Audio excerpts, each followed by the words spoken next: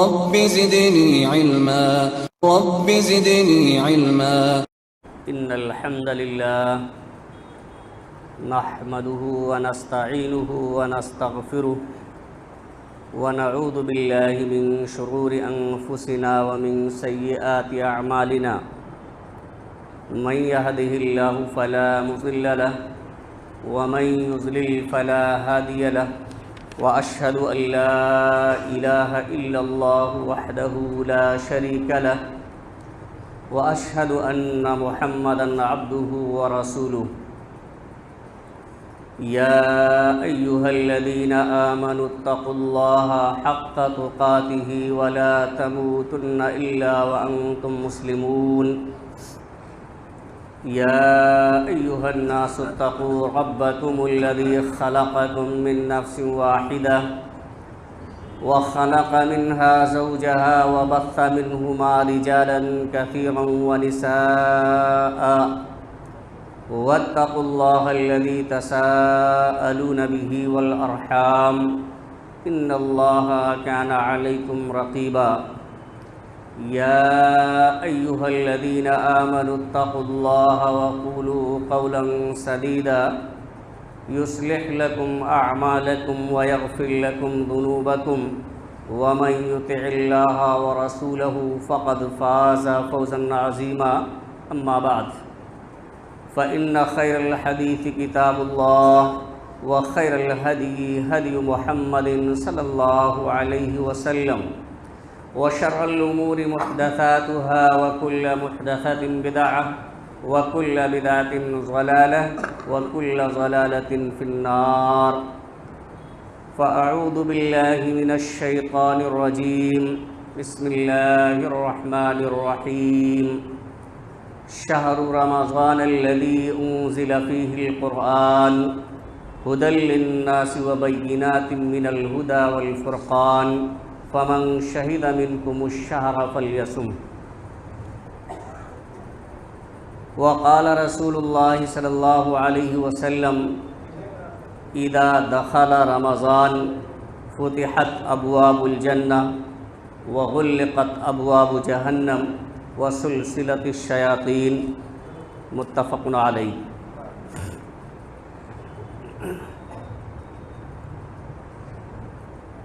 معزز سامعین کرام،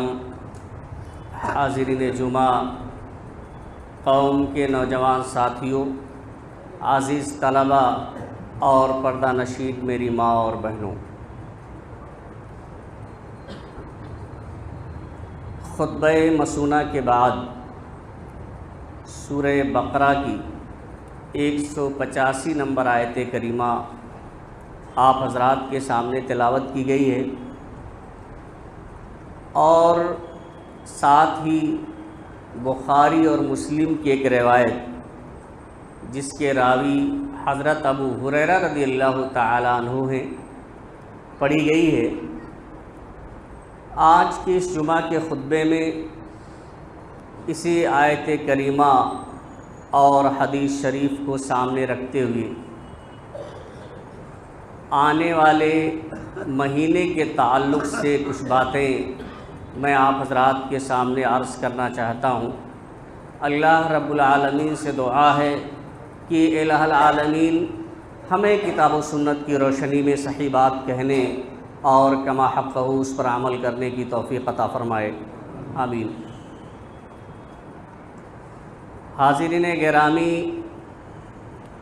یہ آج شعبان کی 17 تاریخ ہے۔ چند ہی دنوں کے بعد وہ مبارک مہینہ آنے والا ہے جس میں ہم اور آپ اسلام کے ارکان میں سے چوتھے رکن صوم کی ادائیگی انشاءاللہ کریں گے۔ حاضرین گرامی، رمضان المبارک کا مہینہ بڑا بابرکت مہینہ ہے۔ قرآن مجید میں بھی اس کا ذکر اللہ رب العالمین نے کیا، اور اللہ کے رسول صلی اللہ علیہ وسلم نے احادیث صحیحہ کے اندر اس مہینے کی فضیلت کے تعلق سے بہت ساری باتیں ذکر کی ہیں۔ اللہ رب العالمین نے فرمایا کہ شہر رمضان الذی انزل فیہ القرآن، رمضان ہی کا وہ مہینہ ہے جس میں قرآن مجید کا نزول ہوا ہے۔ رمضان المبارک کے مہینے میں اس آخری کتاب کا نزول ہوا ہے جو ہمارے آخری نبی جناب محمد رسول اللہ صلی اللہ علیہ وسلم پر نازل کی گئی، ھدی للناس، جو لوگوں کے لیے ہدایت کا ذریعہ ہے، وبینات من الہدی والفرقان، ہدایت اور حق و باطل کی تمیز کی نشانیاں اس کے اندر ہیں۔ یعنی یہ کتاب جو لوگوں کے لیے ہدایت ہے اور ہدایت اور حق و باطل کی تمیز کی نشانیاں جس کے اندر موجود ہیں، اس کتاب کا نزول اللہ رب العالمین نے رمضان المبارک کے مہینے ہی میں کیا ہے۔ جب یہ کتاب اتنی بابرکت ہے تو ظاہر سی بات ہے کہ جن ایام میں یہ نازل کی گئی ہے وہ ایام بھی بابرکت ہوں گے۔ اسی لیے اللہ رب العالمین نے یہاں فرمایا کہ رمضان ہی کا مہینہ ہے جس میں اللہ رب العالمین نے قرآن مجید کا نزول فرمایا ہے، بلکہ جس رات اس کا نزول فرمایا اس کے بارے میں اللہ رب العالمین نے فرمایا کہ انا انزلناہ فی لیلۃ القدر وما ادراک ما لیلۃ القدر لیلۃ القدر خیر من الف شہر، یعنی وہ رات 1000 مہینوں کی راتوں سے بہتر ہے، اس کے برابر نہیں، بلکہ جس رات اللہ رب العالمین نے اس قرآن مجید کا نزول فرمایا ہے وہ 1000 مہینوں کی راتوں سے افضل ہے، اس سے بہتر ہے۔ تو فمن شہد منکم الشہر فلیصم، جو شخص اس مہینے کو پالے تو چاہیے کہ اس مہینے میں وہ روزہ رکھے، صوم رکھے۔ اس بابرکت مہینے میں اللہ رب العالمین نے صوم رکھنے کا حکم دیا ہے۔ اللہ کے رسول صلی اللہ علیہ وسلم نے اس مہینے کی فضیلت کے تعلق سے بیان فرمایا کہ اذا دخل رمضان، کہ جب رمضان کا مہینہ شروع ہوتا ہے تو فتحت ابواب الجنہ، جنت کے دروازے کھول دیے جاتے ہیں، وغلقت ابواب جہنم، اور جہنم کے دروازے بند کر دیے جاتے ہیں، وسلسلت الشیاطین، اور شیاطین زنجیروں میں جکڑ دیے جاتے ہیں، وہ قید کر دیے جاتے ہیں، بند کر دیے جاتے ہیں۔ اس کے راوی حضرت ابو ہریرہ رضی اللہ تعالیٰ عنہ ہیں۔ بلکہ ایک دوسری روایت کے اندر اللہ کے رسول صلی اللہ علیہ وسلم نے فرمایا کہ اذا كان اول لیلۃ من شہر رمضان صفدت الشیاطین ومردت الجن، جب رمضان المبارک کی پہلی رات آتی ہے تو شیاطین اور شرکس جن جکڑ دیے جاتے ہیں، قید کر دیے جاتے ہیں، وغلقت ابواب النار فلم یفتح منها باب، اور جہنم کے دروازے بند کر دیے جاتے ہیں، اس کے دروازوں میں سے کوئی بھی دروازہ کھلا نہیں رہ جاتا ہے، وفتحت ابواب الجنہ، اور جنت کے دروازے کھول دیے جاتے ہیں، فلم یغلق منها باب، اور ان کا یعنی جنت کے دروازوں میں سے کوئی بھی دروازہ بند نہیں کیا جاتا ہے۔ اور آگے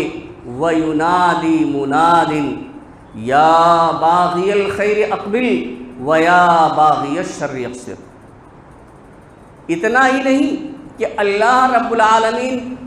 جہنم کے دروازے بند کر دیتا ہے، جنت کے دروازے کھول دیتا ہے، بلکہ اللہ رب العالمین کی طرف سے جب وہ رات شروع ہوتی ہے رمضان المبارک کے مہینے کی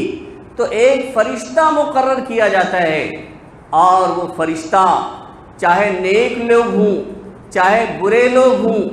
اچھے ہوں یا اللہ کے نافرمان لوگ ہوں، ان تمام لوگوں کو آواز لگاتا ہے، ان تمام لوگوں کو پکار کر یہ کہتا ہے یا باغی الخیر اقبل، کہ اے خیر اور بھلائی کے انجام دینے والے، اے نیکوکار لوگ، اے وہ لوگوں جو اب تک بھلائیوں میں ہی مشغول تھے، اللہ اور اس کے رسول صلی اللہ علیہ وسلم کے اطاعت و فرما برداری ہی میں تھے، تو یہ مبارک مہینہ آ گیا ہے، اقبل، اب مزید اللہ کی طرف بڑھ جاؤ، مزید نیکیاں کرو، مزید خیر و برکت کا کام کرو، مزید اللہ اور اس کے رسول کے اطاعت و فرما برداری کرو۔ نیک لوگوں کو مخاطب کر کے اللہ رب العالمین کی طرف سے مقرر کیا ہوا فرشتہ یہ کہتا ہے، وہیں جو لوگ اللہ کے راستے سے بھٹکے ہوئے ہیں، جو لوگ اللہ اس کے رسول کو بھول چکے ہیں، اللہ اس کے رسول کی نافرمانی کرتے ہیں، ایسے لوگوں کو بھی مخاطب کرتا ہے اور کہتا ہے یا باغی الشر اقصر، کہ اے برائیاں کرنے والے، اے گناہوں اور جرائم کے ارتکاب کرنے والے لوگوں، اب بابرکت مہینہ آ گیا ہے، اس مہینے میں تم اپنے گناہوں سے بچو، اس مہینے میں اللہ کی نافرمانی سے بچو، اس مہینے میں تم اور مہینوں کی طرح سے برائیاں نہ کرو، جرائم نہ کرو، گناہ نہ کرو۔ ایسے نافرمان لوگوں کو بھی وہ فرشتہ آگاہ کرتا ہے اور ان کو اللہ کی طرف بلاتا ہے، اور یہ اسی وقت سے جب رمضان کی پہلی رات شروع ہوتی ہے۔ اب غور کیجئے، اور وَلِلَّهِ وَتَقَاءُ مِنَ النَّارِ وَذَلِكَ كُلَّ لَيْلَةٍ، اور ہر رات رمضان المبارک کے ہر رات اللہ رب العالمین کی طرف سے کچھ جہنم سے آزاد کیے ہوئے بندے ہوتے ہیں، یعنی اللہ رب العالمین جہنم کے عذاب سے آزاد کرتا ہے اپنے بعض بندوں کو، تو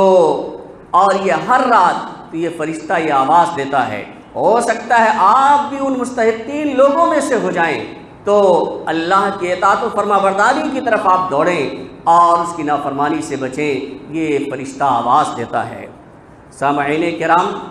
ظاہر سی بات ہے جب یہ اتنا بابرکت مہینہ ہے تو اس میں جو اعمال کیے جائیں گے اس کا بھی اجر و ثواب زیادہ ہی ہوگا۔ تو اس میں جو سب سے اہم چیز اللہ رب العالمین نے فرض کی ہے وہ صوم ہے، روزہ ہے۔ اللہ رب العالمین نے فرمایا سورہ بقرہ کے اندر، یا ایھا الذین آمنوا کتب علیکم الصیام کما کتب علی الذین من قبلکم لعلکم تتقون، کہ اے ایمان والو تمہارے اوپر روزے فرض کیے گئے ہیں۔ ایمان والوں کو اللہ رب العالمین نے مخاطب کیا ہے۔ اگر ہمارا ایمان اللہ پر نہیں ہے، ہم دائرے ایمان کے اندر نہیں آتے ہیں، دائرے اسلام کے اندر نہیں آتے ہیں کسی بھی وجہ سے، تو پھر روزہ ہمارا بیکار ہوگا۔ اللہ رب العالمین نے فرمایا یا ایھا الذین آمنوا، جیسے ہم نماز سرے سے پڑھتے ہی نہ ہوں تو ہمارا روزہ کوئی فائدہ نہیں دے گا، کیونکہ ہم دائرے اسلام کے اندر ہی نہیں آئیں گے تو ہمارا روزہ کوئی فائدہ نہیں دے گا، ہم وہ مومنین میں شمار ہی نہیں کیے جائیں گے۔ کہ تو اللہ رب العالمین نے فرمایا کہ اے ایمان والو تمہارے اوپر روزے فرض کیے گئے ہیں، یہ واجب ہے جن کا رکھنا ضروری ہے۔ روزے اصل میں 3 مراحل میں فرض کیے گئے ہیں۔ پہلا مرحلہ یہ تھا کہ اللہ کے رسول صلی اللہ علیہ وسلم جب مدینہ تشریف لائے تو آپ نے عاشوراء کا روزہ رکھا، وَأَمَرَ بِالصِّيَامِ، اور اس کے روزے رکھنے کا حکم دیا، یہ واجب کیا۔ یعنی عاشوراء کا روزہ پہلے فرض تھا، واجب تھا، سب رکھنا ضروری تھا، اور یہ پہلا مرحلہ تھا۔ اس کے بعد اللہ رب العالمین نے پورے 1 مہینے کے روزے کو فرض کیا، لیکن اس 1 مہینے کا روزہ رکھنا تمام لوگوں کے لیے ضروری نہیں تھا، بلکہ جو لوگ استطاعت رکھتے تھے، جو طاقت رکھتے تھے، اگر نہیں رکھنا چاہتے تو فدیہ دے دیتے اور وہ گناہ سے بچ جاتے تھے، یعنی یہ ضروری نہیں تھا۔ لیکن بعد میں جو تیسرا مرحلہ ہے، جو آیت میں نے خطبہ مسنونہ کے بعد تلاوت کی تھی کہ شہر رمضان الذی انزل فیہ القرآن ھدی للناس وبینات من الھدی والفرقان فمن شہد منکم الشہر فلیصم، تو جو شخص رمضان کا مہینہ پائے وہ اس کا روزہ رکھے۔ اس کے ذریعہ تمام لوگوں پر، جو لوگ طاقت رکھتے ہیں ان تمام لوگوں پر روزہ رکھنا واجب قرار دیا گیا۔ یعنی اگر کسی شخص کے اندر طاقت ہے روزہ رکھنے کی اور اگر وہ نہیں رکھتا ہے تو وہ گنہگار ہوگا، اللہ رب العالمین کیا اس کی گرفت ہوگی، پکڑ ہوگی، لیکن جو معذور ہے اس کے لیے اللہ تبارک و تعالی نے رخصت دی ہے۔ تو یہ 3 مرحلوں میں اللہ رب العالمین نے فرض کیا ہے۔ تو اے ایمان والو، تم پر روزے فرض کیے گئے ہیں جیسا کہ تم سے پہلے لوگوں پر فرض کیا گیا۔ یہ جو اللہ رب العالمین نے ذکر کر دیا ہے، یہ آسانی کے لیے کہ ہم اپنے اوپر ایک بوجھ نہ سمجھیں کہ اللہ رب العالمین نے ہمیں اور آپ کو مکلف بنا دیا ہے کہ 1 مہینہ ہم بھوکے اور پیاسے رہیں۔ یہ تو بہت مشکل کام ہے۔ اللہ رب العالمین نے یاد دلایا کہ یہ کوئی نئی چیز آپ پر نہیں فرض کی گئی ہے، بلکہ آپ سے پہلے کے جو لوگ رہے ہیں ان پہ بھی روزہ فرض کیا گیا تھا۔ یہ اور بات ہے کہ اس نوعیت کا نہ رہا ہو تو تمام لوگوں پر جو ہم سے پہلے لوگ گزرے ہیں، اللہ رب العالمین ذکر کرتے ہیں کہ تم سے پہلے لوگوں پر بھی روزے فرض کیے گئے تھے۔ یہ کوئی نئی چیز نہیں ہے، اور اس کا مقصد اللہ رب العالمین نے بیان فرمایا، اس کی حکمت اللہ رب العالمین نے ذکر کی کہ کیوں فرض کر دیا ہے، کیا مقصد ہے۔ کیا ظلم کرنا مقصد ہے، انسان زیادتی کرنا مقصد ہے، پریشان کرنا مقصد ہے؟ یہ نہیں، لعلکم تتقون، تاکہ تمہارے اندر تقوی پیدا ہو جائے، پرہیزگاری پیدا ہو جائے۔ یہ کیسے ہے؟ روزہ جب بندہ رکھتا ہے تو صبح صادق سے لے کر کے غروب آفتاب تک کھانے پینے سے بچتا ہے۔ جو کھانا اس کے لیے جائز ہے، دن میں حلال ہے، کسی بھی وقت وہ کھا سکتا ہے، پانی کسی بھی وقت وہ پی سکتا ہے، اسی طرح سے بیوی سے ہم بستری و جمع کسی بھی وقت کر سکتا ہے، لطف اندوز ہو سکتا ہے۔ لیکن روزے میں صبح صادق سے لے کے غروب آفتاب تک یہ چیزیں جو ہمارے لیے حلال ہیں، جو جائز ہیں، ان سے اللہ رب العالمین نے منع کر دیا ہے، ان سے بچنے کا حکم دیا ہے، ان سے پرہیز کرنے کا حکم دیا ہے۔ تو ہم اور آپ بچتے ہیں،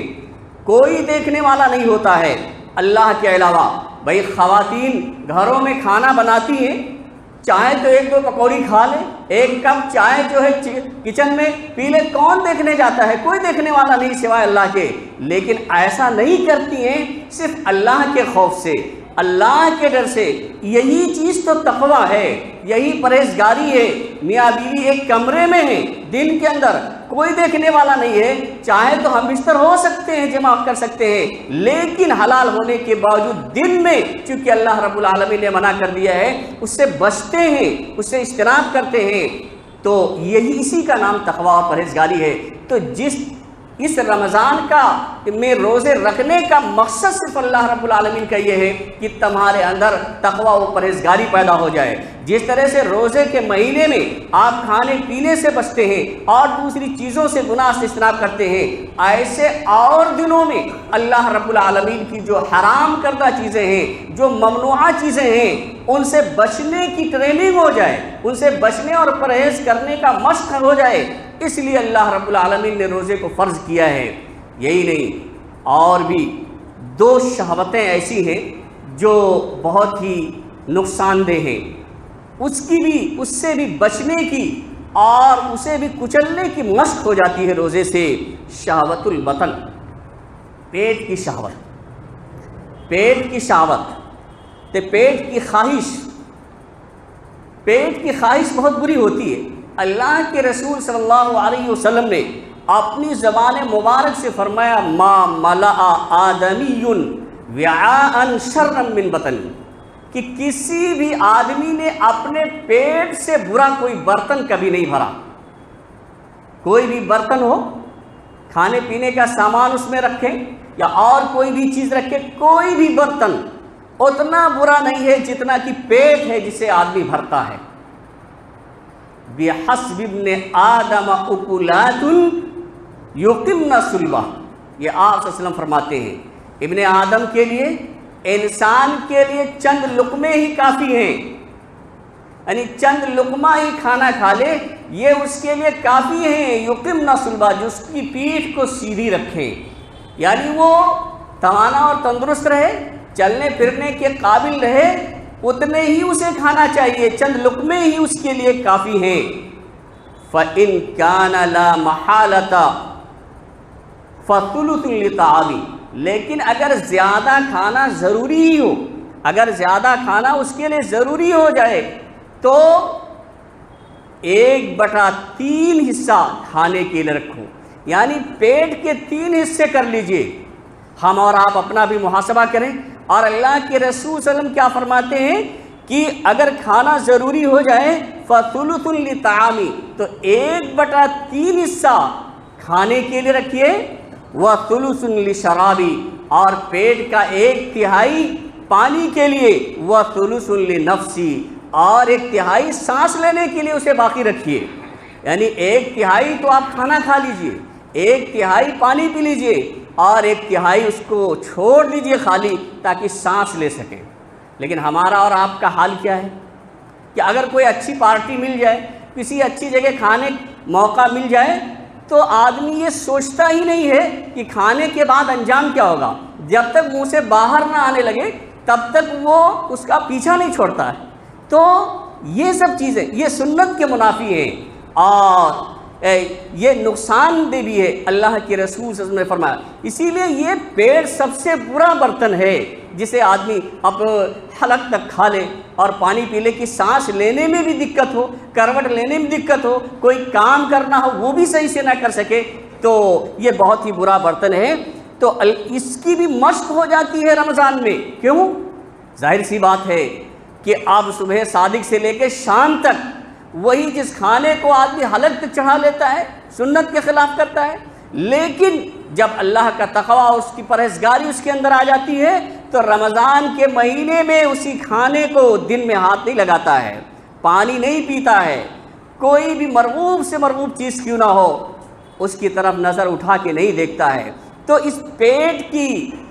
بھی مشق ہو جاتی ہے رمضان کے مہینے میں. اسی طرح سے شہوت الفرج، شرمگاہ کی شہوت، اس کی بھی اس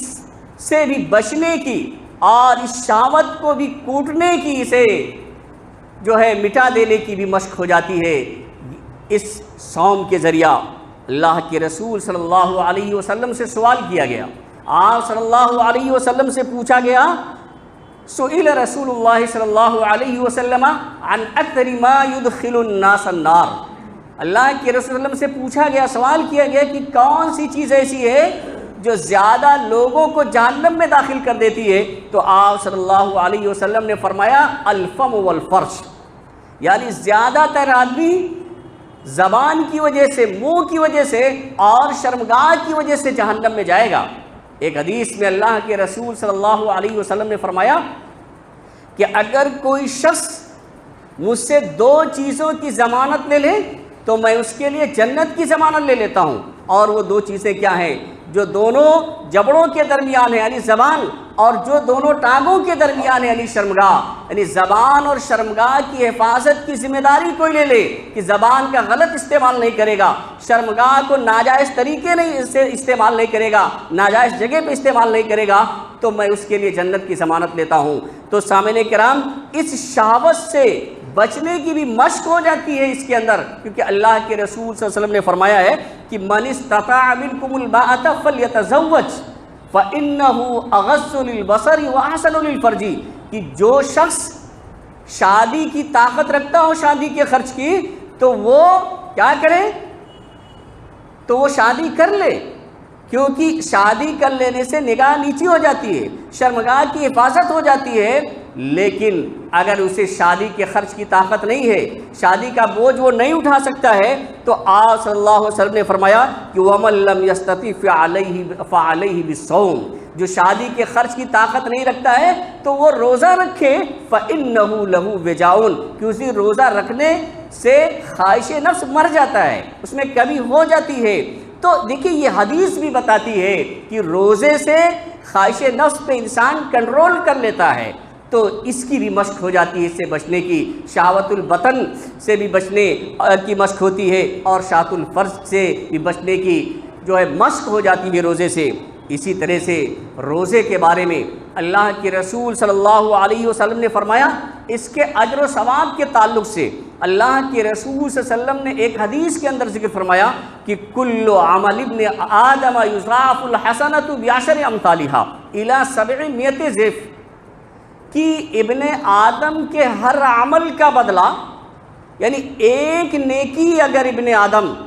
انسان اگر ایک نیکی کرتا ہے تو اللہ رب العالمین اس کا اجر و ثواب 10 سے لے کر کے 700 گنا تک دیتا ہے۔ یعنی 1 روپیہ اگر کوئی خرچ کر لیتا ہے گویا کی تو 700 روپے تک دے دیتا ہے۔ یہ عام چیزوں کے بارے میں ہے،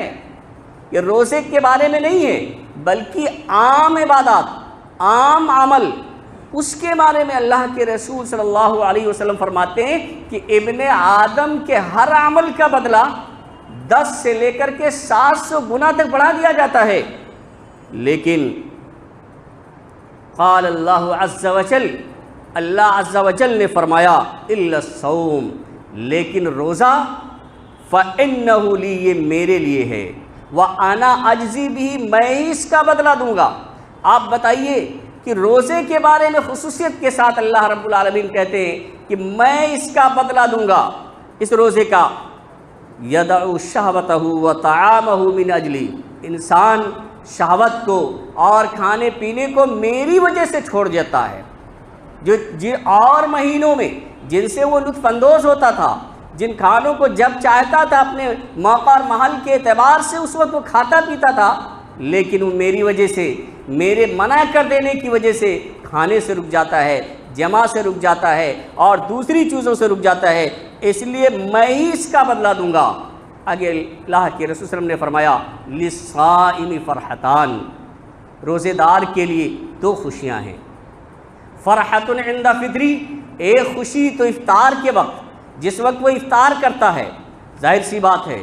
یہ بہت زیادہ وضاحت کی ضرورت نہیں ہے، دن بھر آدمی بھوکا پیاسا رہتا ہے اور شام کو اگر اچھی افطاری مل جاتی ہے، شکم سیر ہو جاتا ہے تو کتنی خوشی اسے محسوس ہوتی ہے، جسم کو کس طرح سے اسے راحت ہوتی ہے۔ تو ایک خوشی تو افطار کے وقت، وفرحۃ عند لقاء ربی، اور ایک خوشی اس وقت ہوگی جب وہ اپنے رب سے ملاقات کرے گا، یعنی اللہ رب العالمین کو دیکھے گا، اللہ رب العالمین سے جب اس کی ملاقات ہوگی اس وقت ایک خوشی اسے ہوگی۔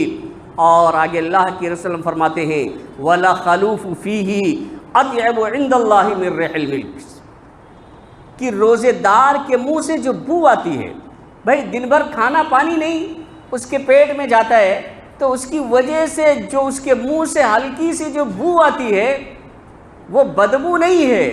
اللہ رب العالمین کے نزدیک مشک سے بھی زیادہ پسندیدہ ہے۔ یعنی اللہ رب العالمین روزے دار کے منہ سے نکلنے والی بو، اس مہک کو مشک سے زیادہ پسند کرتا ہے۔ اب بتائیے کیا مقام ہے روزہ رکھنے کا۔ اور ایک حدیث میں تو اللہ کے رسول صلی اللہ علیہ وسلم نے فرمایا وَالصِّيَامُ جُنَّةٌ، روزہ ڈھال ہے، ڈھال یا آلہ ہتھیار ہے، دشمن کے وار سے بچنے کے لیے ڈھال استعمال کیا جاتا ہے۔ تو اللہ کے رسول صلی اللہ علیہ وسلم فرماتے ہیں کہ روزہ ایک ڈھال ہے، جس طرح سے دشمن کے وار سے ڈھال سے اپنے آپ کو انسان بچا لیتا ہے، ایک مجاہد بچا لیتا ہے، جنگجو اپنے آپ کو بچاتا ہے، ایسے روزے سے انسان دنیا میں اپنے آپ کو گناہوں سے بچاتا ہے، روزے سے ایسے ہی دنیا میں انسان اپنے آپ کو جرم سے بچا لیتا ہے اور آخرت میں جہنم کے عذاب سے اپنے آپ کو بچا لے گا۔ یہ روزہ ڈھال ہے۔ وَإِذَا كَانَ يَوْمُ صَوْمِ أَحَدِكُمْ، جب تم میں سے کسی شخص کے روزے کا دن ہو، یعنی جب آپ روزے سے ہوں اور روزے سے ہوں فَلَا يَرْفُسْ وَلَا يَسْخَبْ، تو آپ فسق و فجور نہ کریں، لڑائی جھگڑا نہ کریں، بحث و مباحثہ نہ کریں، گالی گلوچ نہ دیں۔ ایک روزے دار کے لیے مناسب نہیں ہے، ویسے مومن کے لیے جھگڑا، لڑائی، فتنہ و فساد، گالی گلوچ یہ کسی بھی وقت مناسب نہیں ہے، لیکن روزے سے اگر ہے تو ایسی صورت میں تو بالکل ایسا شخص ان چیزوں کے قریب نہ جائے۔ فَإِنْ صَابَّهُ أَحَدٌ، بلکہ ہم کبھی کبھی کہتے ہیں کہ بھائی میں نہیں لڑنا چاہتا، میں نہیں بحث و مباحثہ کرنا چاہتا، یہ فلاں شخص ہی ہم کو پریشان کیا ہے، لڑنے پہ آمادہ ہے۔ تو بتائیے ایسے لوگوں کو جواب دے دیا اللہ کے رسول صلی اللہ علیہ وسلم نے فَإِنْ صَابَّهُ أَحَدٌ، اگر اس سے کوئی شخص یعنی جو روزے دار ہے، روزے سے ہے، ایسے صائم سے کوئی شخص جو ہے گالی گلوچ کر رہا ہے، اس سے لڑنا، او قاتلہ، اس سے لڑائی جھگڑا اگر کوئی کہے فَلْيَقُلْ إِنِّي امْرُؤٌ صَائِمٌ، تو وہ شخص کہے جو روزے دار ہے کہ میں گالی گلوچ نہیں بکنے والا، میں تم سے لڑائی جھگڑا نہیں کرنے والا ہوں کیونکہ میں روزے سے ہوں۔